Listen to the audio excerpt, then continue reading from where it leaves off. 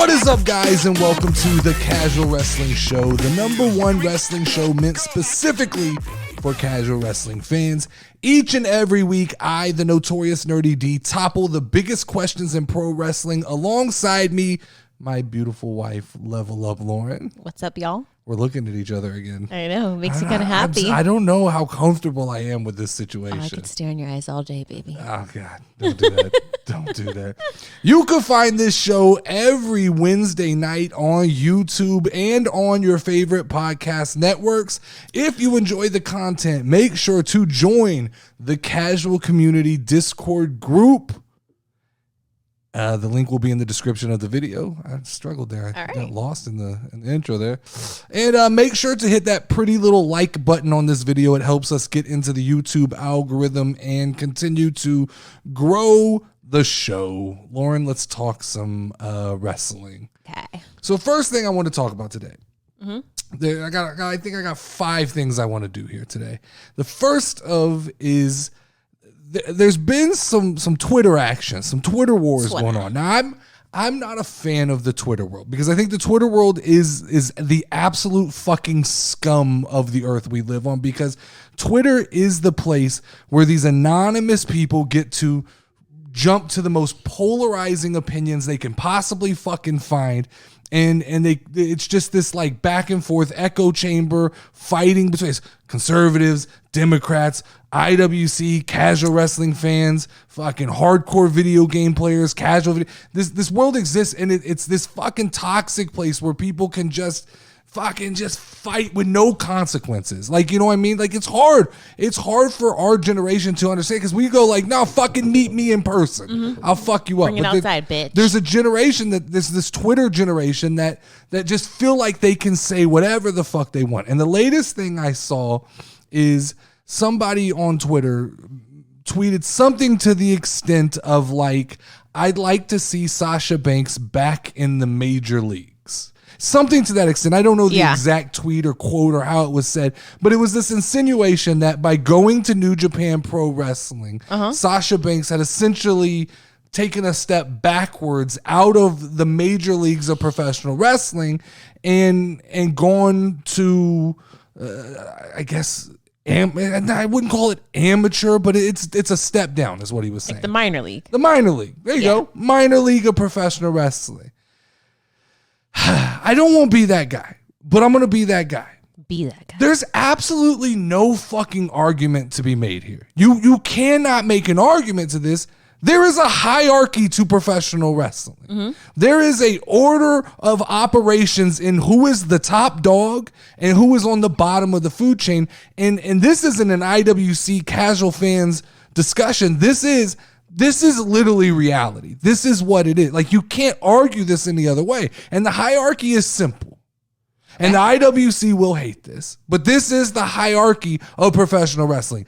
WWE is the top dog. NFL, NBA, it is as high as you can go. What young wrestlers aspire to when they're trying to become a pro wrestler, they want to go to WrestleMania. That's it. That's where and maybe that'll change over time. But as of right now, and as it's been for the last 50 years, WrestleMania is the Super Bowl. It's the culmination of everything professional wrestling. Okay? Yeah. I would argue that second to WWE is AEW. I think it's fair, because what you got a lot of bleed over. AEW pulled a lot from WWE, and it established itself as a solid secondary choice to WWE. Agreed. It's not WWE. Stop making that argument, IWC. Stop trying to convince people that AEW is an equivalent product to WWE. It's just not from a marketing standpoint, not from a talent standpoint. Yeah, AEW has a couple of wrestlers who are on the WWE caliber of wrestling ability, but it's also got a lot of over the hill guys. It's also got a lot of like mixed in people that you've just never heard of. They sprinkle in guys that like I turn on AEW, and if I haven't watched in 3 weeks, some guys I have no fucking clue who they are. So I'd say after AEW, I go WWE is top dog. Okay. AEW is what you aspire to. If you can't get to WWE, I think your second best option is AEW. Third is NXT. Okay. Because I think that you aspire towards NXT and you put it third in the hierarchy because it is the gateway to the big two. True. From NXT, you're looking at more than likely either getting called up to the main WWE roster, or if you're not happy with what's going on, you probably can position yourself into a job in AEW. So for that reason, I think that NXT is third in the hierarchy for professional wrestling. And it has quite a following. And if you actually watch NXT, it's a good product. It's a solid wrestling product to watch. Yeah, I like all of the little gimmicks and stuff. I think it's got better gimmicks and better story building than WWE does. But from just a marketing standpoint, it's third in line. All right. Fourth is New Japan Pro Wrestling. It's 4 down. And this argument, this asinine argument that these people continue to make on Twitter, because once again, they're anonymous and you can say any crazy shit you want on Twitter, and people just have to, you can just argue about it. So you can argue anything. And so they argue that Sasha Banks, Mercedes Moné leaving WWE and making this move to New Japan Pro Wrestling was a lateral move. It's not. It's not a lateral move. There is the global appeal just doesn't exist on. It's nerd wrestling. Like New Japan Pro Wrestling is nerd wrestling, and I say that with all due respect, but that is the wrestling that is reserved for the guy who thought he's too trendy to watch WWE. The IWC irritate him, and he doesn't want to be a part of the mainstream IWC. So he's got to go find this niche thing that is New Japan Pro Wrestling, and he could tell all his friends about the people that most casual and light IWC people have no clue about. But this argument that's a lateral move. I don't know in what world you live in that you believe leaving the company that holds the biggest wrestling event of the year, you leave that company, you step over to New Japan Pro Wrestling, and you think Sasha Banks is getting the same recognition globally. Why is she not in Star Wars or in any of these shows anymore? True. Why is she not getting, why is her recognition, it is fallen off of a map as far as, I get it. These IWC, hardcore IWC, these geeky IWC, they continue to know who she is. And in their bubble, their little sphere, they continue to promote her. But outside, they don't understand that once she left WWE, for casual fans, she's gone. And there's no turning back.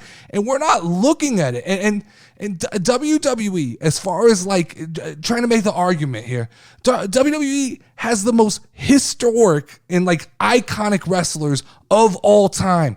Name somebody who's a New Japan Pro wrestler. I don't know anybody. That's my point, right? Hulk Hogan, Macho Man Randy Savage, The Rock, Stone Cold Steve Austin, The Rock. Those are names that are recognized throughout the world. John Cena. I'm sure I know New Japan Pro wrestlers. I only know that Kenny Omega's been over there, right? Yeah. I'm sure that your favorite wrestler. You're the one who you say is the best. I can't think of his name. Jericho. He did a little bit over there, but I don't know. He hasn't had a long stint in New Japan Pro Wrestling. So I don't know, I don't know the biggest names, and this is where the IWC will come for me again, but it's only proven my point. Attacking me for not knowing the New Japan Pro wrestlers is only proving my point on how niche you have to be to think that the brand recognition between WWE. I didn't even know how you were supposed to watch it. Exactly. I mean, that's exactly right. I've only seen clips. They can't give me the argument also that that's just in the United States. No. New Japan Pro Wrestling is big in Japan. That's where it's big. Outside of that, there is no company that's globally as popular as WWE. You can't look at attendance number. Look at live shows. Look at the amount of shows that WWE puts on a year and the attendance numbers that they get, and you tell me that they're equivalent. You tell me that New Japan Pro Wrestling could afford they can afford, they do what like Chinese basketball leagues do. They can sign one or two really big names like a Sasha Banks and pay them an adequate amount of money to be a one-off feature. But when you look at WWE's roster, when Sasha Banks was there, she was just one of the boys, right? Yeah. She was just a name on a list. WWE didn't go around like heralding her as the big main event of a show she shows up at. So you're talking about a company, and the argument's going to be, well, they didn't appreciate her. No, it's when you have Charlotte Flair, Becky Lynch, you have all these other big names, Bianca Belair, Rhea Ripley, to put next to her, she's not as big of a commodity. So from a financial standpoint, New Japan Pro Wrestling is not on WWE's level, right? Yeah. How about just from just a resource management? Like, look at when WWE sets up a show and there's a 50-foot video wall and there's pyro and there's all of these things. And then you go look up clips from New Japan Pro Wrestling and it just, the television quality, everything, there's something missing there. There's a gap. And I say there's a gap in between. Like, Tony Khan has done an extremely good job of, at least when I turn on AEW, it looks enough like WWE that I go, this is a big product. I see certain clips of like New Japan Pro Wrestling and Sasha Banks, and it looks like she's in a high school gym. Well, her like outfits and stuff aren't even on the same level anymore. Oh, exactly. And so then they go like, the acoustics of the Tokyo Dome, and that's why she sounds funny. Why doesn't WWE have these problems? Yeah.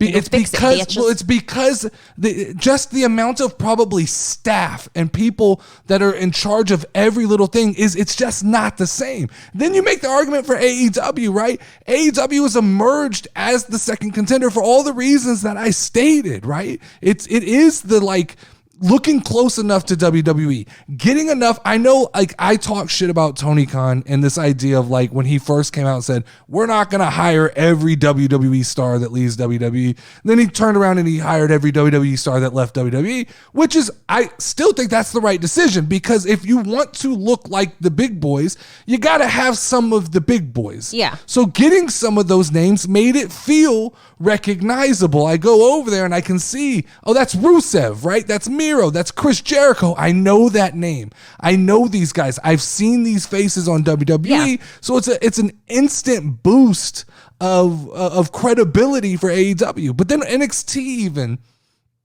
it benefits from just being the product of WWE, right? I mean, it literally has the same television. The amount of like fans that are there. Well, I mean, it's a set amount of fans, but like the enthusiasm that they have towards it. The NXT crowd tends to be more like an AEW crowd.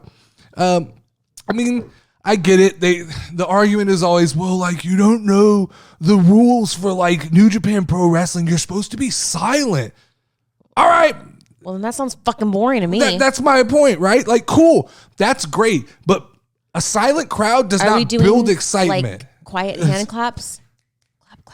I don't know. And I get, like, so I understand that there is a legacy. Like, New Japan Pro has a strong legacy. I get it, but I just don't think that's enough to draw this parallel between the two companies. I really don't.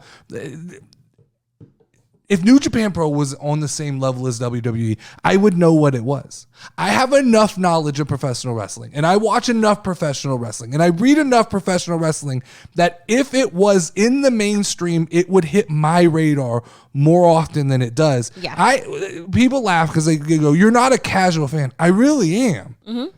I'm just a well-informed casual fan of professional wrestling, because I'm not going to seek out AEW information. Mm-hmm. I'm not going to seek out New Japan Pro Wrestling information. The information has to come across I get my information from mainstream wrestling news sites. That's where it comes from. And so if that information, and look, the only information that's coming across is Sasha Banks. That's literally it. Or if Kenny Omega goes over there and does something, that's it. Nobody's telling me anything else about New Japan Pro Wrestling on any of these sites. The other problem is language barrier. I mean, it literally is. When you have Sasha Banks she's got to talk slow because they don't understand her, they say, right? Or like half the matches on the card, they don't speak English. Look, I get frustrated, and I get it. That fucking white male American, right? Fucking doesn't want to hear another language. That's not what it is. I speak Spanish to you all the time, exactly, sir. right? Whatever. Yeah. But it's not like, I don't like when Dominik Mysterio or fucking Damian Priest start speaking in Spanish and there's no subtitles. There's no way. I agree 100%. I immediately disconnect from that product.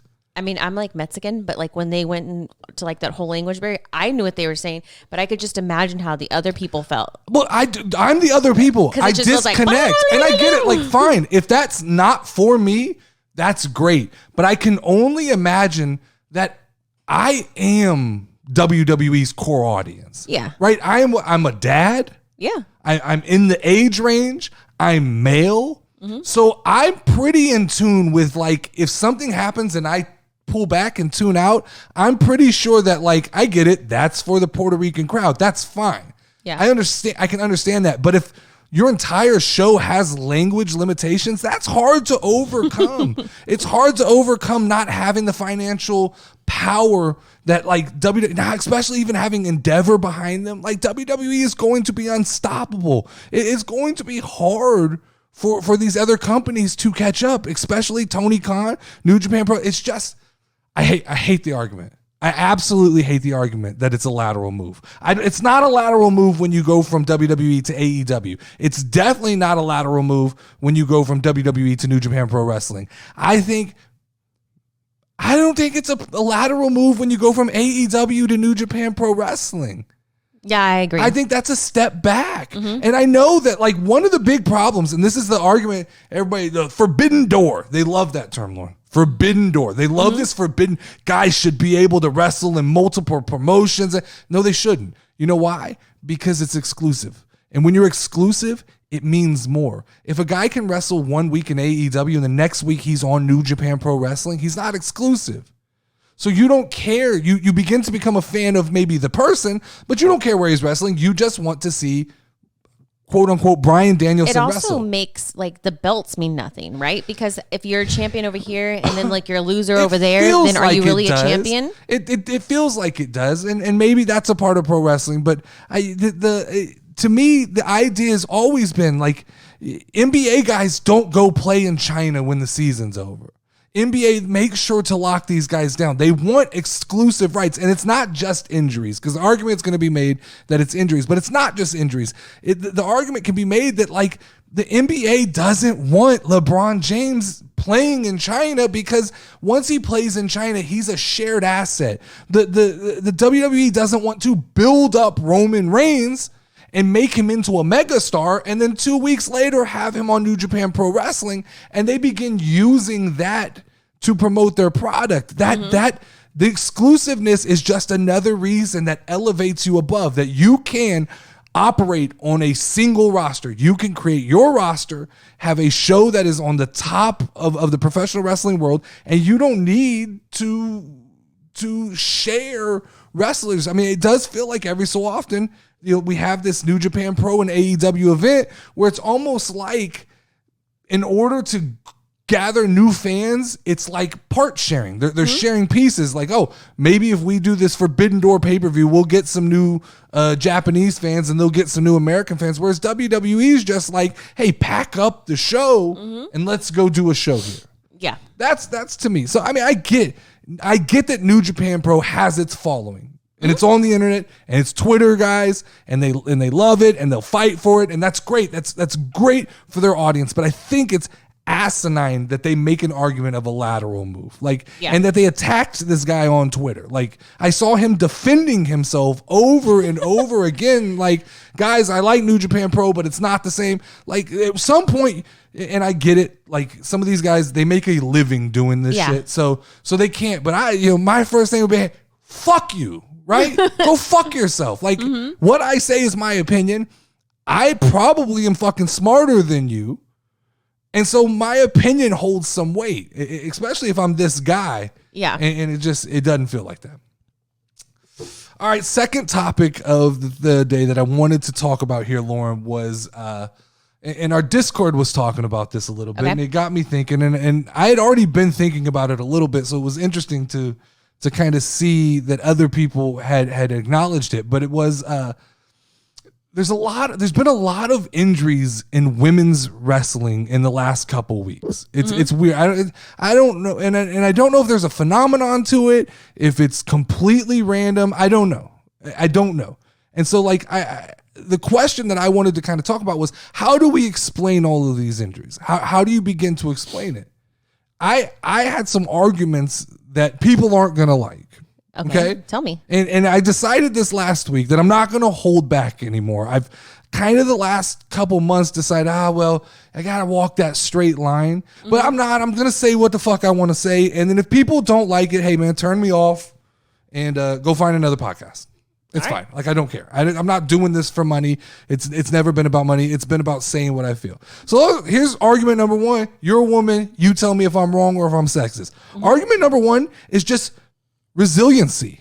Okay. What do you Men's mean? bodies are built to take a beating. I don't think that women's bodies are designed to take the same amount of physical punishment that men take. That is not meant to be sexist. That is meant to just go back and look at biology, which I know is a fucking problem, but you go back and look at biology. Men were fucking hunter-gatherers and women were... They stayed home and take care of the kids. That's what they did. And over time... Yes, I believe that gap is closing, right? I believe women are becoming physically more impressive and stronger, but I don't think the gap is closed. So No. I think that there's a certain I don't think amount- it ever will be, honestly, but I mean, that's my opinion. and maybe not. Maybe it is. I will say that I think it's closing. I will say that I think you start to see women like Rhea Ripley, like yeah. Bianca Belair. You start to see more women in that kind of vein who are physically impressive and from an athletic standpoint that are super athletes, right? Yes. We are seeing more women super athletes than we have before. But not every woman in professional wrestling is a super athlete. No, not There at are all. a lot of women in professional wrestling who look like just a woman you would see like fit women. Exactly. You would just see her out in the world. So I think there's different physiological makeups of the body, and I think one of the problems is that the female wrestlers watch the male wrestlers and they go, I want to do that, right? And another problem is that some of these men wrestlers have been doing this for a very, very long time. I think that women's wrestling we have seen this renaissance in women's wrestling in the last 10 years where these women are just, it's being taken more serious. It's less models in the ring doing. So they're being like more creative with the moves that they're doing, They're doing and trying so to get more physical. when you're watching women's wrestling these days, it is a very similar product to the men, whereas it used to be, I mean, not to sound sexist, but like people would go, that's the bathroom break, right? Nothing's going to happen. Yeah. Now you get people, and this is all meant to be compliments, like Liv Morgan, who's out there fucking putting her body on the line week after week and has earned my respect. A year ago, I was talking shit about Liv Morgan, but seeing her jump off of ladders and do these things is fucking impressive, right? I mean, because like when you really think about it, like, okay, so to me, honestly, like on TV, it doesn't look that far, but I'm sure that's pretty fucking far to jump. Yeah. I wouldn't want to jump that far. I mean, just saying. yes, jump. The ring's got to be what? she's from little. the top ropes has got to be 6 to 8 feet. Yeah. Jump off of 6 to 8 feet and land thank on you. your feet and it hurts, right? Yeah. Now imagine landing on your butt or your side Your or back. your back or on top of a ladder, Or right? person, yeah. And I get like they're trained to fall, but nothing can. It still hurts, That's though. what I'm saying. Nothing can. And that's what I'm saying. If your body isn't as resilient, men get hurt doing this. So if your body's just even. What about bone structure? So bone structure, that's all real, right? Yeah. Bone structure is different. And so maybe a bump that doesn't hurt a man the same way, like Sasha Banks broke her ankle. She fell off the top rope, fell down onto the ground, just landed funny, broke her ankle. Yeah. Now, I'm not going to say it's because she's a woman, No. but how many times have we seen a quote unquote botched move by a man where he falls and lands and he doesn't break a bone? I mean, I think I'd break a bone if I fell. That's Yeah, and I feel like I get like this is the kind of topic that gets people in trouble because But I'm a woman and I'm allowed to have an opinion, and I think anybody's allowed to have an opinion. I think everybody's allowed to have an opinion. That's the problem, right? I'm not. It's not a negative light. I think everything that Liv Morgan, Raquel Rodriguez, Rhea Ripley, Bianca Belair, all of these women do is so fucking impressive. It's something that I could never do.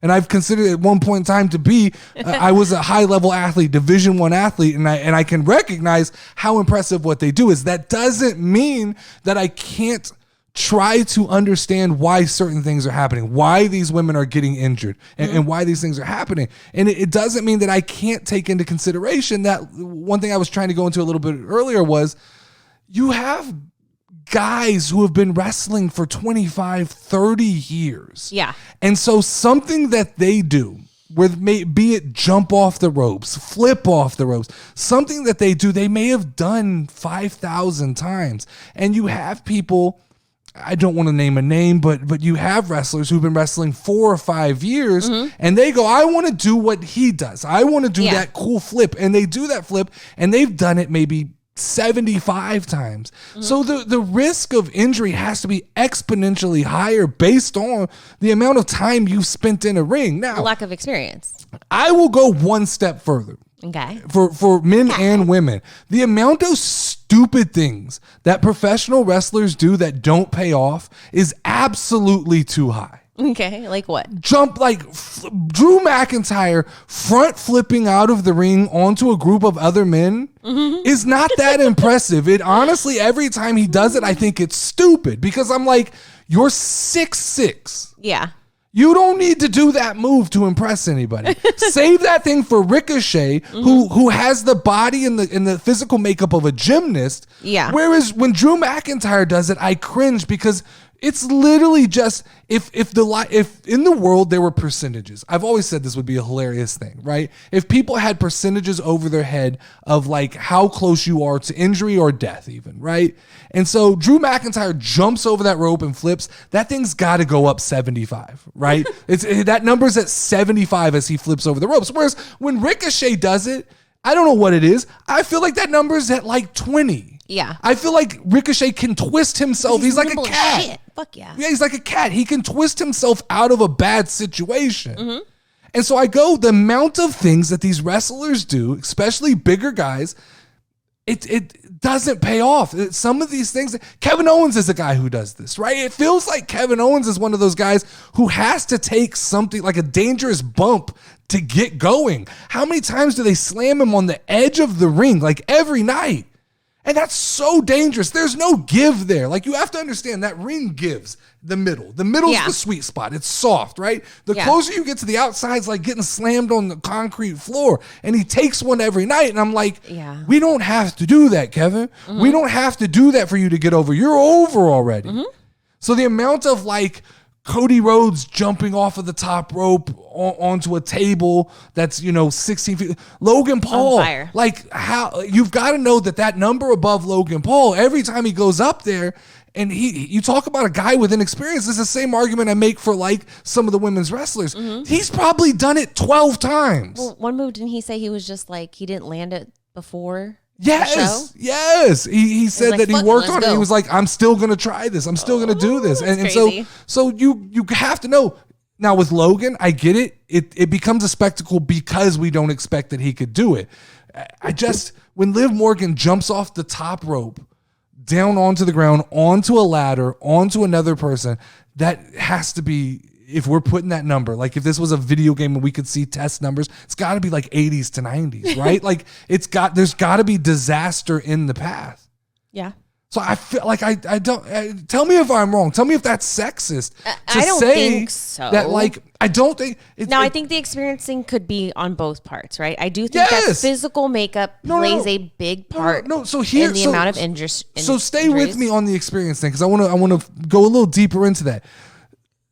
The experience you need to get to WWE as a male is a lot deeper than the experience you need to get to It's not talent, because I'm not saying it's the talent you need. It's the experience you need, because there's probably 25 to 1 male wrestlers trying to make it to the top pool versus of people female. is just larger there. Yes. Yeah. So the people who typically make it to the WWE, now you got guys like Omos, and you do have certain guys like Riddick Moss who make it based on like super athlete in NFL, let's bring him over. Yeah. But I would argue most of those guys are not doing that kind of stuff. Yeah.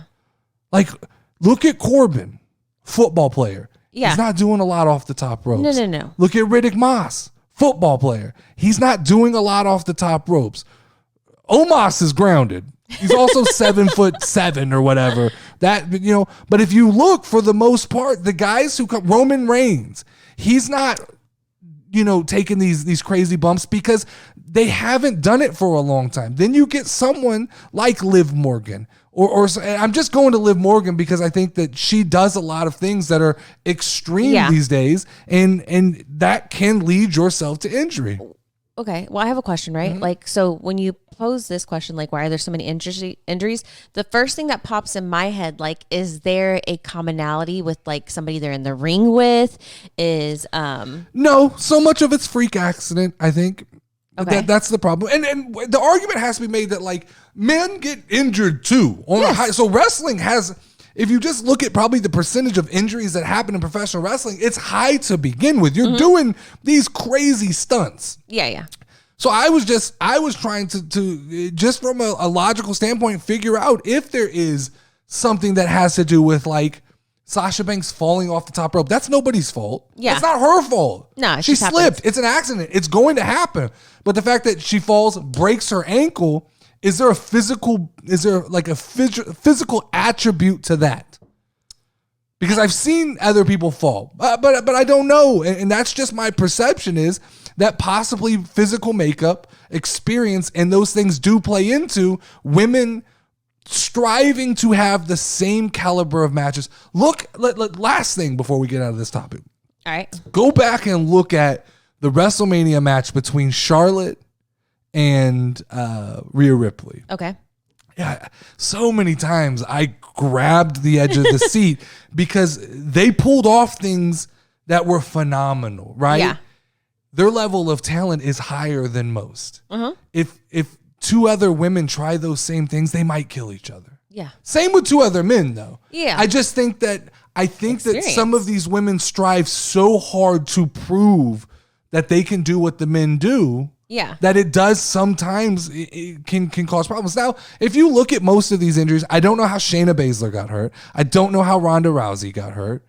Dakota Kai apparently got hurt trying to protect Liv Morgan. But also look at things like Bianca Belair, who I'll use as an example before we get off this topic. Okay. You remember at Backlash with Io Sky? We were watching it with the Discord, and she attempted a one arm and dropped Io Sky. Io Sky just went face first. Yeah. Because once again, here we go. Why does Bianca got to prove that she can hold someone up with one arm? Right? It almost feels like it's a flex to show like I can do what these other people do. I can do what Braun Strowman can do. When it's still equally as effective to just two-hand hold. I think sometimes that is a problem. And that's, you know, if that's the thing that gets me fucking canceled from wrestling content, I don't really care. But I think that you have to be realistic. Yeah.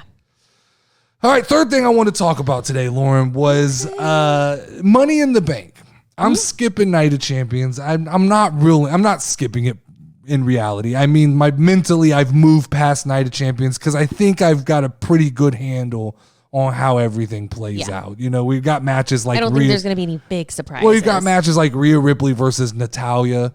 I mentally check out a little bit. We've got Mustafa Ali versus Gunther.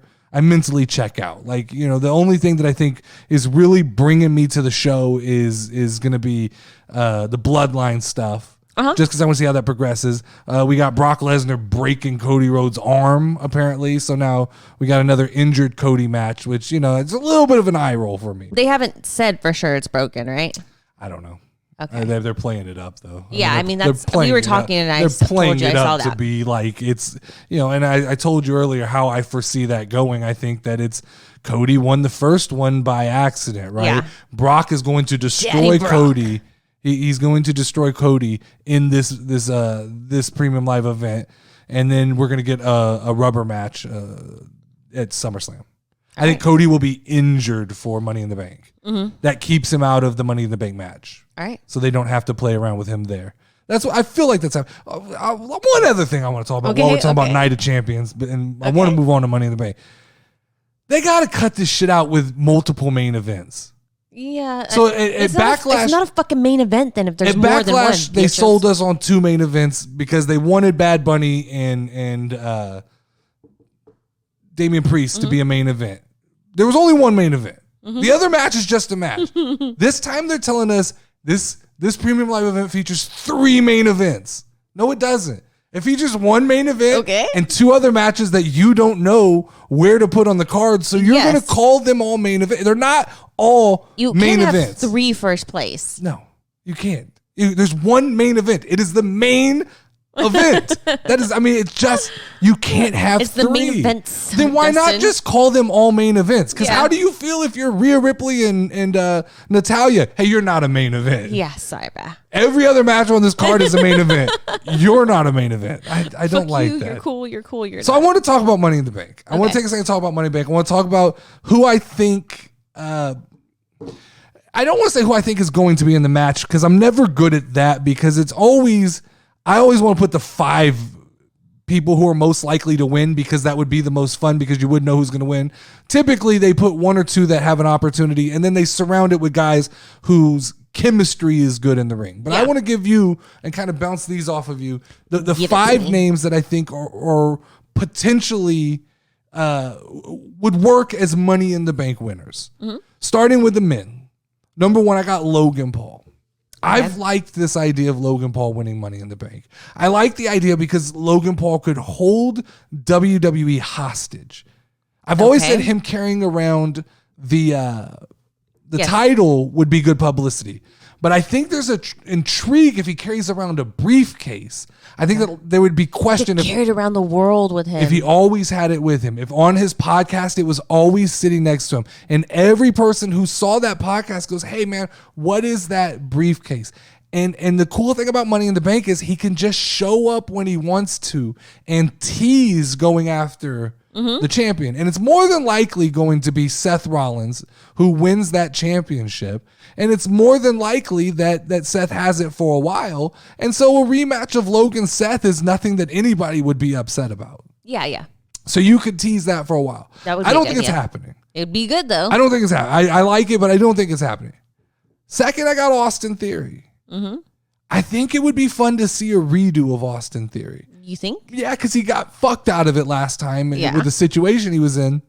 I think that they could tell a story where Austin Theory wins the briefcase. I guess this is probably wishful thinking. Reverts back to his old character of like, you know what? I tried doing all this other shit. It's not working. I'm going to go back to being me and going back to what happened before I had this briefcase last time.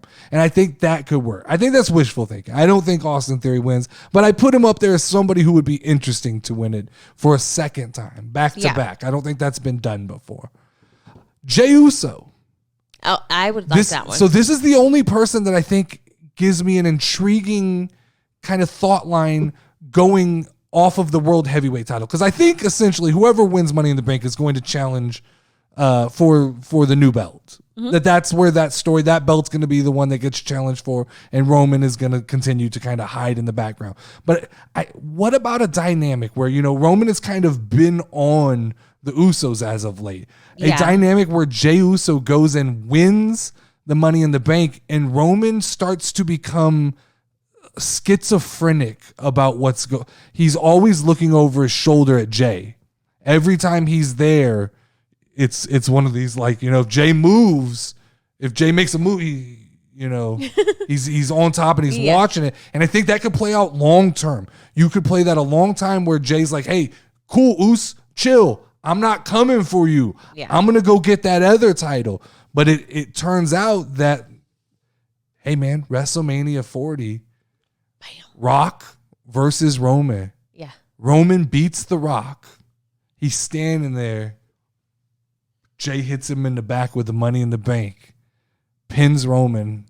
That would be epic. Walks out with the belt. You got The Rock. Rock doesn't have to win the title. You get Jey who walks out with the title. It works. That would be fucking awesome. It's a plan that could work. It could work also with Solo, but I think Jay's the guy to do it with. I like Jay for that. Mm-hmm. So there's a part of me that thinks that's possible. I do believe that there's.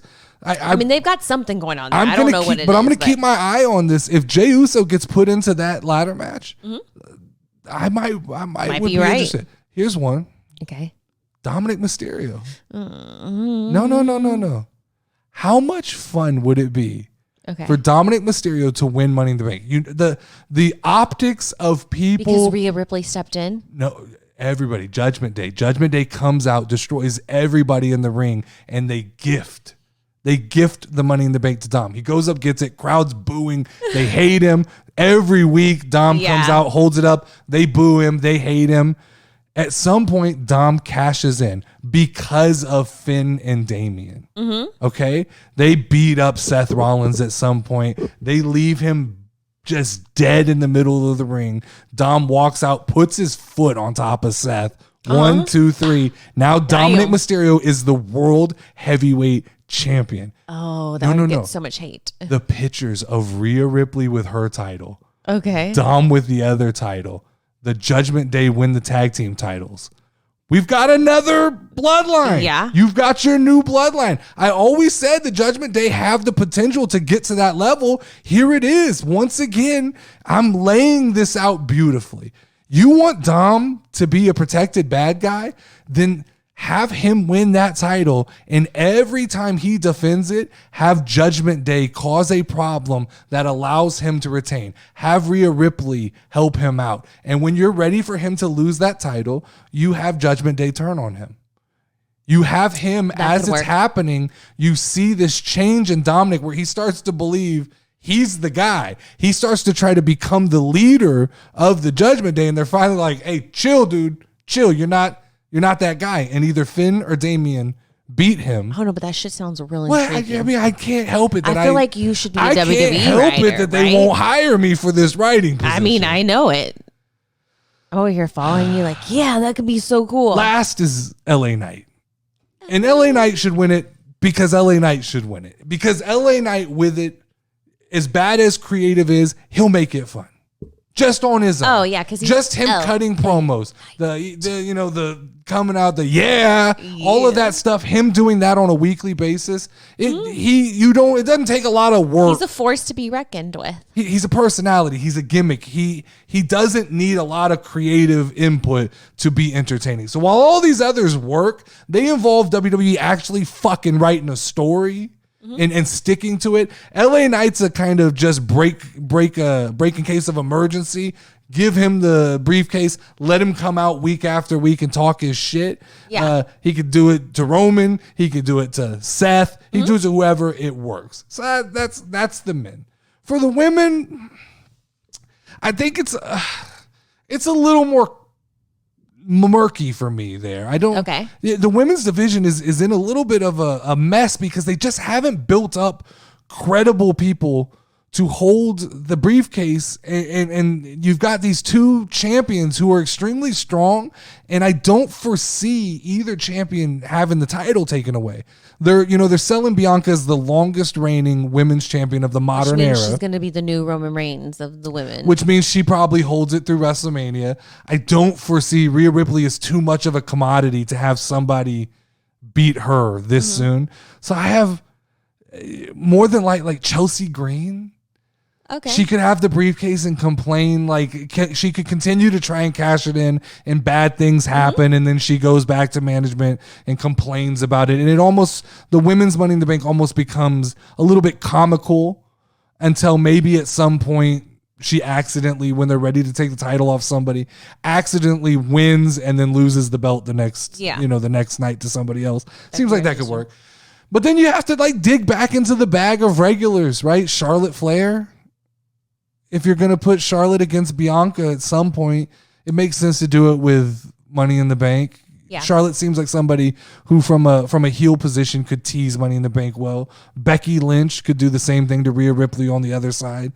So those two are your kind of common answers. Then you got Zoe Stark.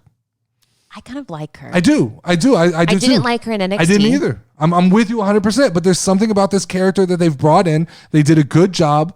There was a segment. I remember I told you, I said, her and Fairy Girl, I can't think of her name right now. They had an interaction and I said, I like her. Yeah, I do too. She was good on Raw this last week. I mean, I everything about her screams. Candice. It's Candice LeRae. Yeah. It just, everything about her screams future champion. Mm-hmm. It's just, are they ready to put that on her right now? My odds on favorite, but this was my odds on favorite last year. Okay. Raquel Rodriguez. It's time to get her out of that tag team division. I think that with Liv Morgan being hurt, it's given her the opportunity to kind of shine a little bit. And I've actually enjoyed watching her wrestle. I hope. Here's what I think. You know, we've got this tag team match coming up for the championship. I hope they don't put it back on Raquel. I just hope so. I hope that they put it on Ronda and Shayna or one of those other teams, but I just hope that they don't pair her with another random person and put the belt back on her. It has to be another little girl. Well, that's what it would be, right? But they do that because they think that sells her as this grandiose, strong. Yeah, she's so good. She can beat people 2-on-1. Hey, you want to do that? Have her win the tag team titles by herself. Yeah. That might be interesting. She carries them both around until Ronda and Shayna beat her up together. Whatever, that works. Raquel Rodriguez. That's who I think it is.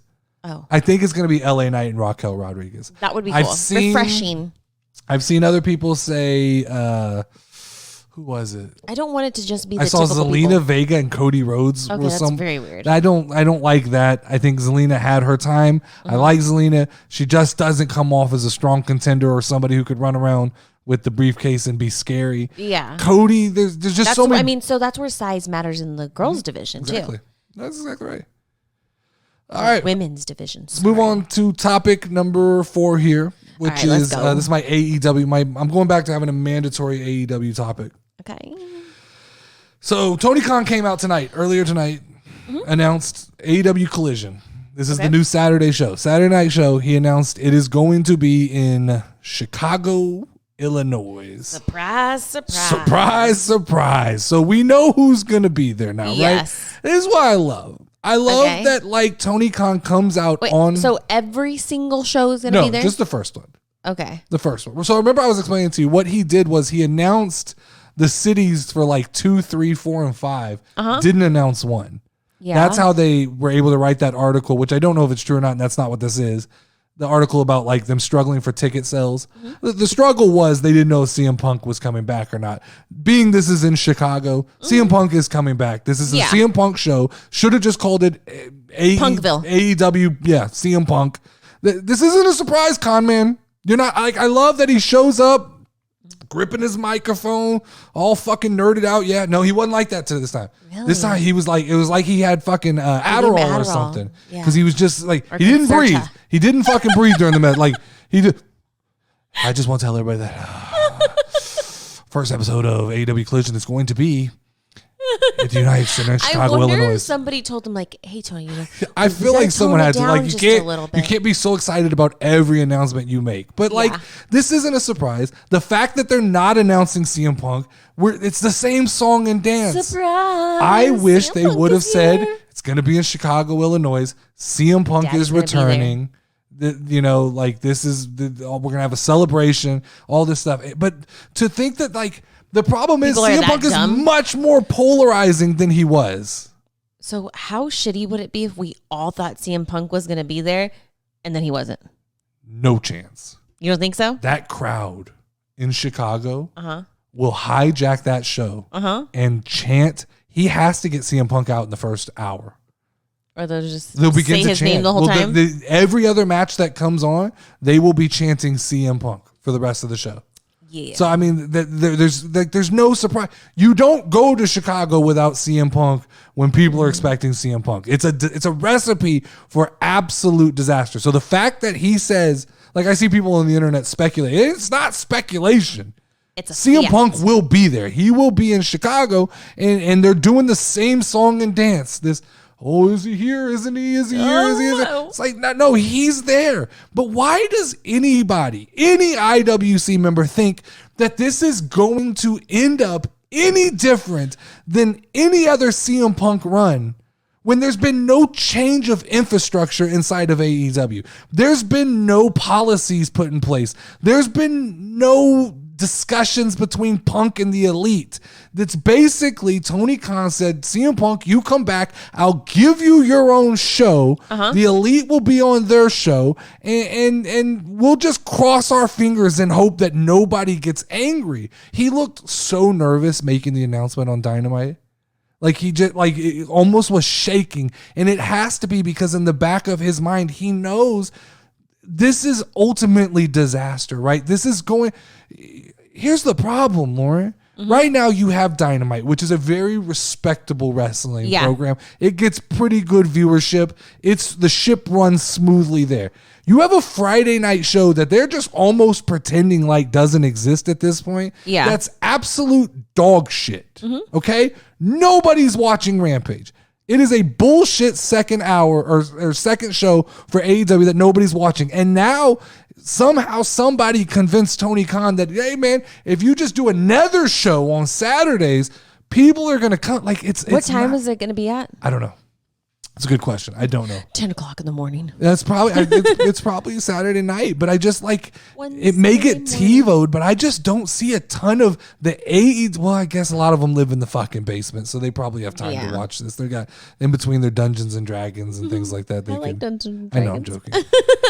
But I feel like this is lose-lose for CM Punk. How do you win? If this show is successful, the Elite are going to get pissed off. They're going to scream and cry to Tony Khan, and at some point they'll either migrate over and integrate into that show, and then the problems will begin again, or the show will fail and the Elite are going to just I told you couldn't do it, you're not a big enough deal, even though it's being put into this horrible time slot. And like the odds of this thing, once again we go back to the numbers on top of people's head, the odds of this failing are probably 90%. And so it's going to be every Saturday? It's every Saturday. I mean, CM Punk is literally going to have to be the most. Who's going to give up their Saturday every weekend? Every weekend. Nobody. And then it's going to have to go up against premium live events from WWE. It's got to go up against things like Money in the Bank and WrestleMania.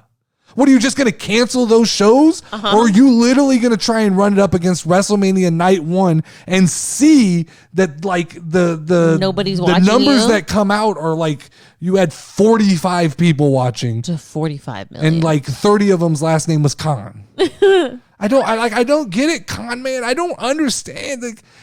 So the other possible thing is this just is going to create the AEW Civil War, right? Because you have this Saturday night show that's basically going to be anybody who doesn't have a problem with CM Punk, you can come wrestle here. But if you're on the Elite side, you know the Elite have a notepad and they're taking notes of who's showing up on Saturday night. Oh, we'll make sure to be in Tony Khan's ear and let him know we don't like that guy. Yeah. We don't like them. They're on Saturday. They're on the other side. It's drawing a line in your company. He is creating a civil war. Now, if you were smart, you play upon that civil war and you build a story out of that, it could be exponentially great. But I just think he's... Once again, they're not that No, smart. He's just too big of a chicken shit. He doesn't want everybody fighting and creating a story based on the realism. He still doesn't even want to talk about what happened at that press conference. Yeah. Remember, I can't speak on that. No, you can speak on that. Look, the Saturday show, it better be the best wrestling show ever, because that is the only way it's successful. Is if CM Punk, like you talk about guys like Michael Jordan, LeBron James, Kobe Bryant, the Joker, Giannis Antetokounmpo, Tom Brady, these people who have put franchises on their back and carried them to the promised land, that CM Punk is going to have to strap this show on his shoulders against all odds and just walk this thing to the finish line. Is he capable of doing that? Yes. I honestly think he is. I think if you get the most compelling version of CM Punk and they let him, as they say with like Russell Wilson, they let him cook. Mm-hmm. You let CM Punk cook, I think you might be surprised at what you get. I just think that the odds are stacked against him. The other question is Tony Khan going to make like a 37th title for this show? Probably. Because you're not going to get the bleed over of the AEW champion, right? Yeah. He doesn't want MJF traveling over to this is going to be like the no man's land, right? So he's going to have to build a new world championship Another big shiny belt that he'll put on this AEW Collision. And how long, over under, how long before this show is irrelevant? That title is pulled back to Dynamite. And 3 months?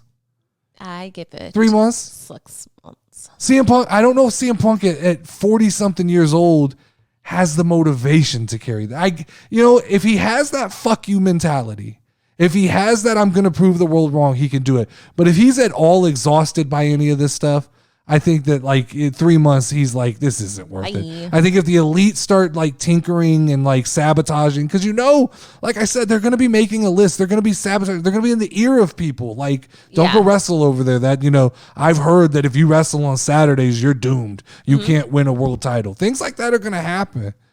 That's true. I want it to be successful. This is an opportunity for me to re-engage in AEW because I'm not an elite person. I'm not a Kenny Omega guy. I don't like the Young Bucks.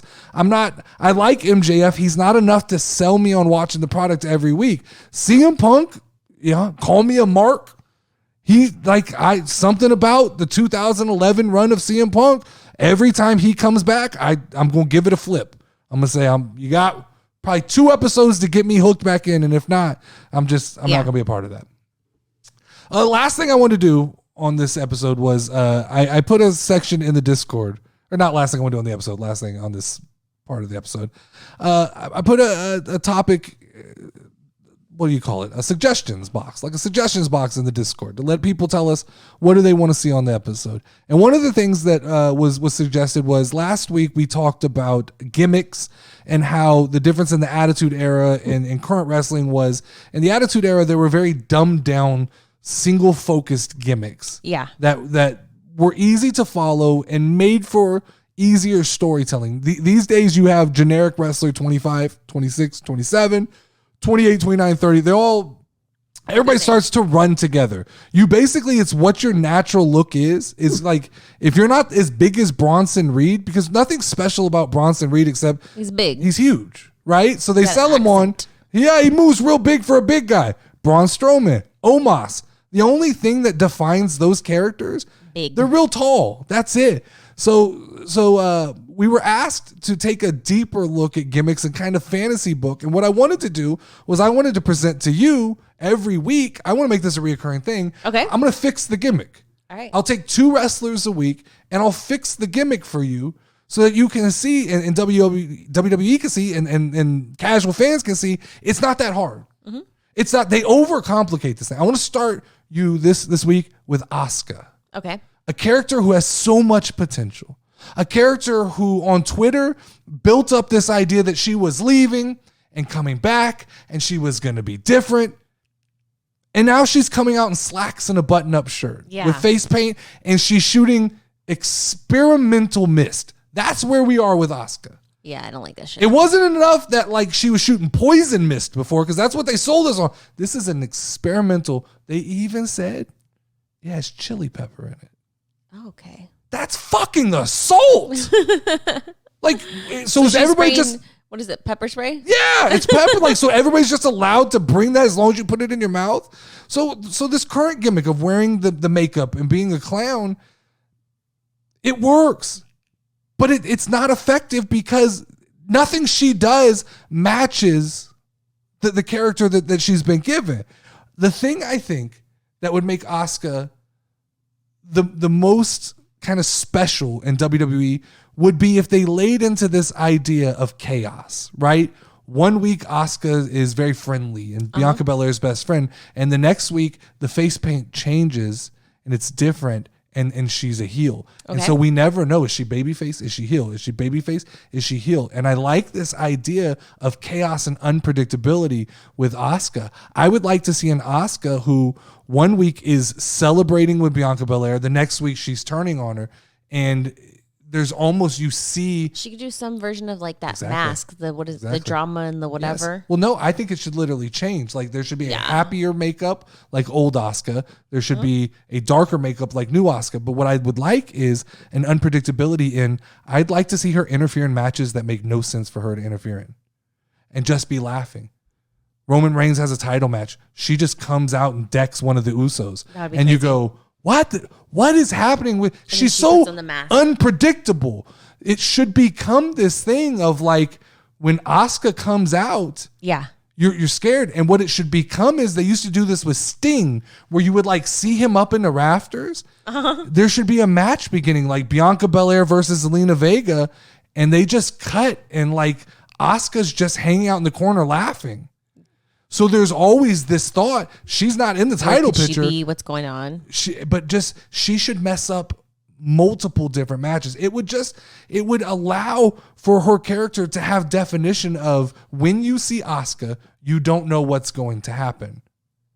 And it takes away this need for Asuka to always win. Because right now in WWE, the big thing is you have to win to be important. And that shouldn't be that way. You shouldn't have to win. If Asuka showing up meant that something wild was going to happen, she's going to spray poison mist in Ricochet's face. Why? Because she's crazy. She does. Because she's crazy. That would make it would make her relevant outside of just she's going to fight the champion again. Because once again, she's become a placeholder for Bianca Belair. So she fought her at WrestleMania, follows her to SmackDown, going to fight her again at Night, or I don't know if they're fighting at Night Champions, but they're already going back and forth with Experimental Blue Mist. I just think that's how you do it with, I think it's a good one. With Asuka. Now let's talk about Austin Theory. Okay. Because this is one I touched on it earlier. I think that Austin Theory could use a flip back to the old Austin Theory and really lay into it this time. Lay into the social media aspect of who he was. The I humiliate people and take pictures of them. But it should go deeper than that. It should be Austin Theory taking pictures of people in compromising situations. Not sexual. I didn't just mean say that's that. where your mind went. I can tell by your laugh. I just mean in like Jey Uso meeting with Sami Zayn, boom. Theory's got that.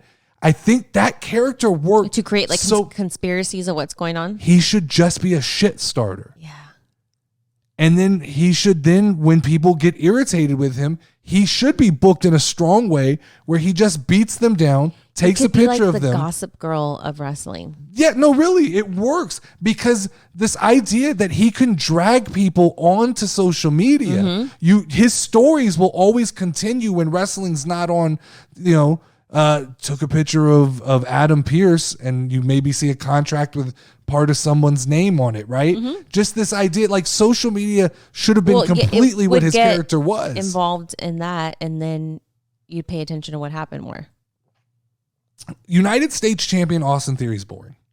Yeah. He's just holding that belt. I forget that he's the champion, They're honestly. trying to get us to go, he's a big deal. He was more important when he was hated and a douchebag than he is as generic wrestler 25 holding United States champion.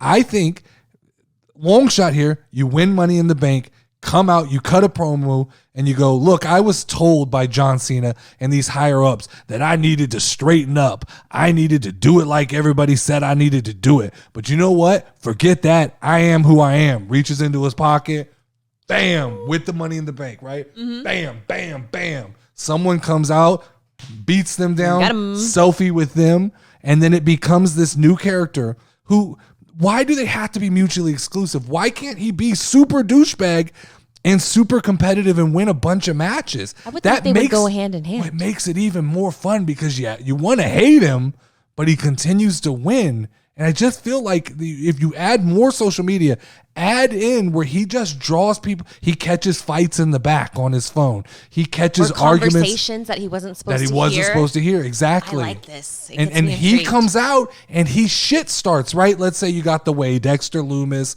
Johnny Gargano, Candice LeRae. He catches Candice and Johnny talking. Dexter is a little fucking crazy. So he comes out, he reveals that footage. Johnny Gargano, they get in a fight, but it's also causing tension. He's creating other storylines. That's how you book a character other than just, here's Austin Theory, United States champion. Yeah. All right, Lauren, it is time again for the most electrifying segment in podcast history. We call this Name This Tag Team. Each week I present to you, Lauren, a different group of random superstars that our Discord places names upon, and you get to select the winning name for this tag team. Okay. So here's the top 5 tag team names that I saw this week in the Discord. If you recall, our tag team was The Miz and LA Knight. Okay. Okay. Okay. First name I'm excited for this one. The first name I have is Got Miz. Oh yeah. Okay. Okay. Okay. Got Miz. Oh yeah. Uh-huh. All right. Second name is The Massive Yeah. Okay. Get it? You know, massive balls and yes. Yeah. Yeah. This one here. Uh-huh. I don't want to I don't want to persuade you. Okay. But the fucking level of creativity and Okay. the depth that this mind went to. Well, if it's real depthful, you need to explain it to me. LA Miserables. Les Miserables, because Les Mis is a famous. Yeah, this play. works on so many levels. LA Knight. You're talking about the play or whatever. It's a play, right? It's a play. Yeah, it's a Broadway wonderful play. I love it. It's a play. Uh-huh. But Miserables. Balls. It's pretty good. Balls. He had balls in there. Massive Night Balls. Massive night See, the balls. problem is, this is the fucking problem. I'm trying to sway you night into balls. I'm trying to sway you into the one that is actually creatively sound. Okay. And then you hear Massive Balls. Night Balls, which is just 3 words thrown together that make sense, and you go, and then we have the A-listers. Okay, because he's an A-lister. Yeah. He calls himself an A-lister. Yeah. Okay. So while that one's very creative, Which one? the LA listers, How you dropping it? I'm going to drop it because it's a little too boring for me. Damn, shots fired. I thought that one was really bang, good. Bang, she shot me down. All right. Now then, what was the other one that we had? All right, so you have Got Miz, oh yeah. Okay. You got the Massive Yaz. Mm-hmm. You got LA Miserables. And you've got Massive Night Balls. So the Massive Yaz is going to be next to get. Okay, next one. Because cut it's is kind of Massive close Yaz. to the other one. It's good. It's good. Nothing wrong with it. It's I get it. Tickle my This was a fancy. tough one. Like, people brought some heat on this Okay. one. Okay. Then we have. So you've what left else? Massive Night Balls, LA Miserables, and Got Miz, oh yeah. Got Miz. Oh yeah, is going to go next. Okay, so you've eliminated Astro Jimmy, Oshido Bonds, and We Too Deep. Okay. I'm not telling you who the final 2 Okay. here I don't are. want to know who did it. So then I will tell you, someone on this list is Yeah. beginning. I'm seeing a trend. They understand your humor. They know my humor. They know your humor. Balls. You had me at balls. Yeah. Okay. I mean, I really want to go with Massive Night Balls. Okay.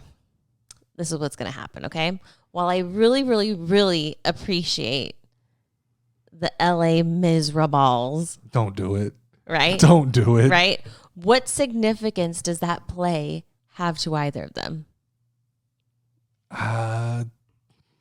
None. I think it's just a play on words. Though. I don't think that the but play. it has nothing to do with them. Well, they're both Massive- Hollywood.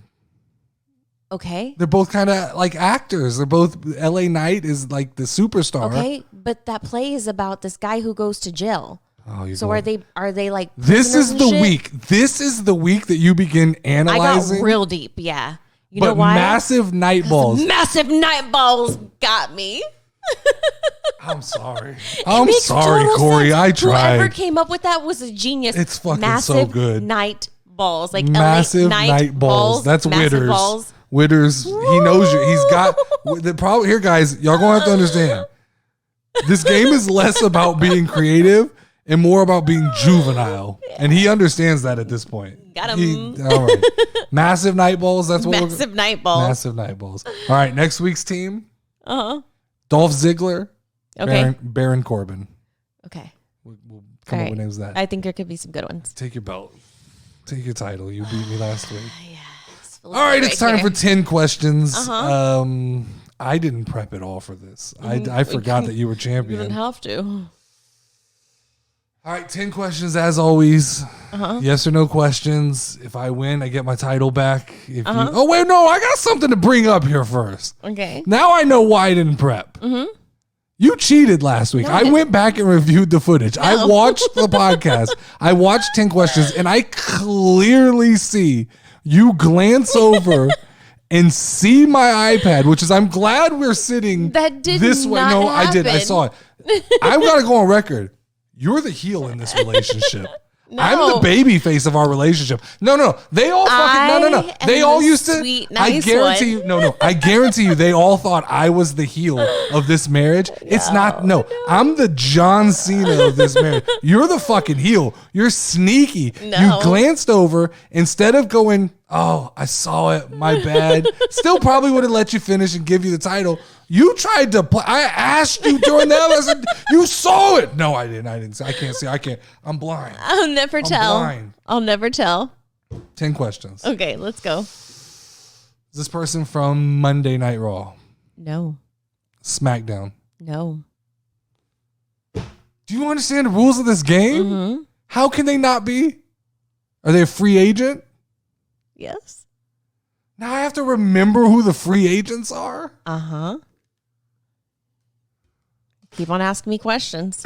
It's 3 already. Goes by fast. Yep. Is this person white? Yes.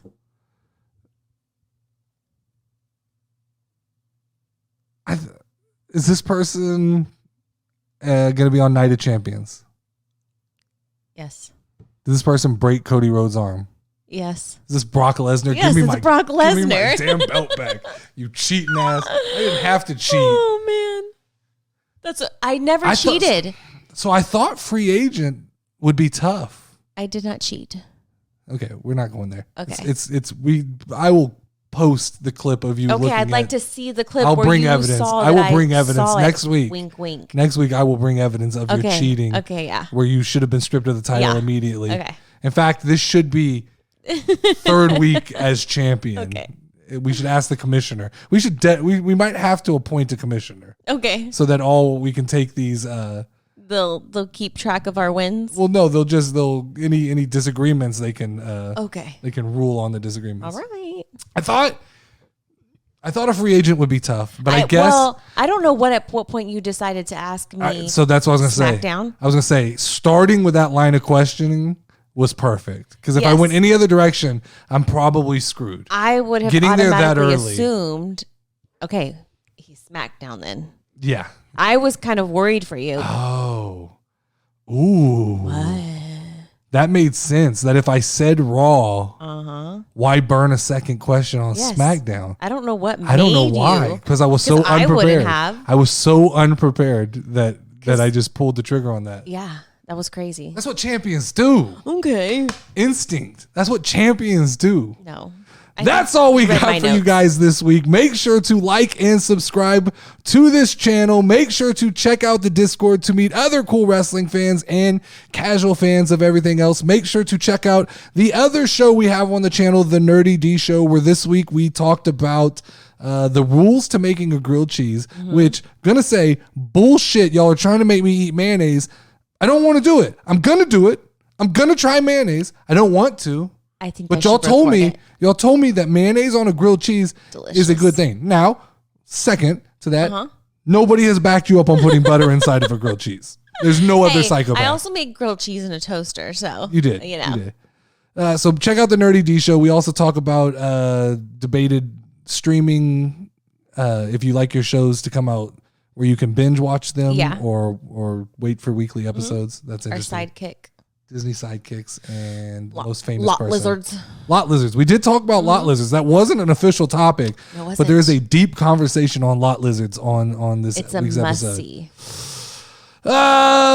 Sign up. Oh no, can't do that. I don't know why What? that's still on there for the Casual Wrestling Fantasy League. Shout out. Hold on. Shout out to Corey because you screwed him out of this week's Name This Team.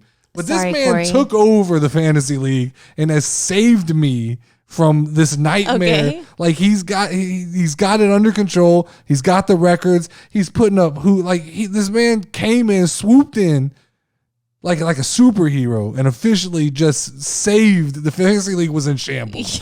they were like, if I was Vince McMahon, I was in the back just like this. Oh man. I don't know what to do. I'm just gonna start cheating people out of fucking matches. Fuck Hope it, they you don't won. notice. Let's flip a coin. I hope they don't know. Yeah, I hope they don't. I'm just gonna start making things up here, making new rules up. Yeah. But he came in and he thank took you. over, and it's being handled Our very OG well at of this the point. show. Yes, definitely. But as always, I'm the Notorious Nerdy D. Level up, Lauren. Do your thing. Ring the final Ding bell. ding ding